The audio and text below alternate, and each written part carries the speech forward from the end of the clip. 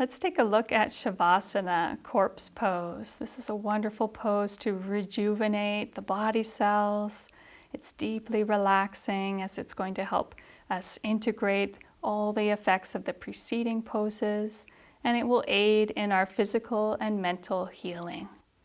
So we begin this pose in a supine position. The feet are about a shoulder distance apart, just a little bit wider than hip width. The inner legs might naturally roll out to the sides as well as the feet. You might stretch down through the legs to give your body some length. You might also do that with your tailbone just to give your lower back some length.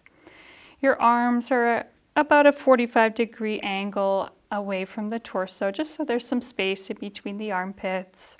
And you might find it helpful to give yourself an adjustment by gliding the shoulder blades down away from the ears and feeling a sense of broadening in between the shoulder blades. The inner arms are turned upward as well as the palms. And you might find it helpful to slide the base of the skull away from the shoulders just to give the back of the neck some length. The throat should remain open and relaxed. The spine should be neutral in its natural curves. And of course, this pose involves no physical effort, but we do want to have some mental effort or mental alertness. So as you close your eyes, you can gently lift your gaze toward the point between the eyebrows. This will help us to stay awake and alert. And we can focus on feeling the life force moving from the periphery of the body inwards and upwards toward the brain. This is a wonderful pose to internalize the mind and help us develop receptivity. As we silently affirm, bones, muscles, movement, I surrender now. Anxiety, elation, and depression, churning thoughts, all these I give into the hands of peace.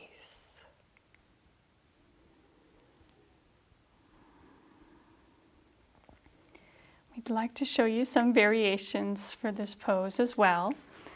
If you find that your lower back is uncomfortable, you can use a rolled blanket or cushion underneath the knees. This will also help those of you who tend to have your knees locked and you want to find that right spot where the prop properly supports the knees and thighs.